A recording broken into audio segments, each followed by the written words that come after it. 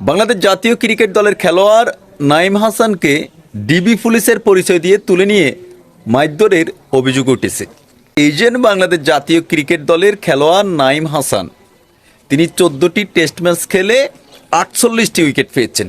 নাঈম হাসান তিনি বলেছেন যে আমি বাংলাদেশ জাতীয় ক্রিকেট দলে খেলি।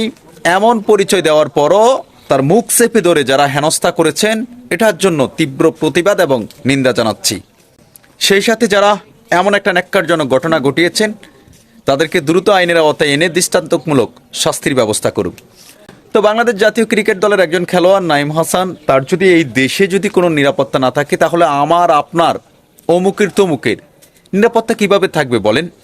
নাঈম হাসান আরও বলেছেন যে আমাকে যখন তুলে নিয়ে যায় বিভিন্ন জন পরিচয় দিয়েছে এই ছেলেটাকে চিনি, অত্যন্ত ভালো ছেলে, বাংলাদেশ জাতীয় ক্রিকেট দলে খেলে, তারপরও তারা আমাকে হেনস্থা করেছে, আমাকে হেনস্থা করতে দ্বিধাবোধ করেনি।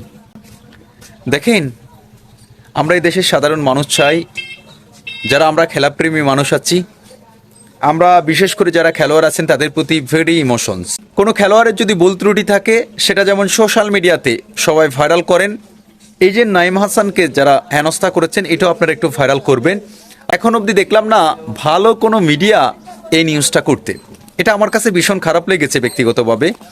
আর একটা ব্যাপার হচ্ছে, আপনি দেখেন যারা বাংলাদেশ জাতীয় ক্রিকেট দলের খেলোয়াড় আছে, এই নাঈম হাসানের যারা সতীর্থ আছে, তারা এখন অবধি কোনো প্রতিবাদ করে নাই। কেন করে নাই তারাই ভালো জানে। তো আমরা চাই যারা এই সমস্ত ন্যাক্কারজনক ঘটনার সাথে জড়িত আছেন একেবারে সুষ্ঠু তদন্ত করে যারা দোষী হবেন তাদেরকে দৃষ্টান্তমূলক শাস্তির ব্যবস্থা করবেন। এবং যদি কোনো পুলিশ প্রশাসন ছাড়া কেউ যদি ডিবি পুলিশের পরিচয় দিয়ে বাংলাদেশের আইন শৃঙ্খলা বাহিনী যারা আছেন তাদেরকে যদি প্রশ্নবিদ্ধ করে, যারা এই সমস্ত ন্যাক্কারজনক ঘটনার সাথে জড়িত আছে তাদেরকেও আইনের আওতায় এনে দৃষ্টান্তমূলক শাস্তির ব্যবস্থা করা হোক।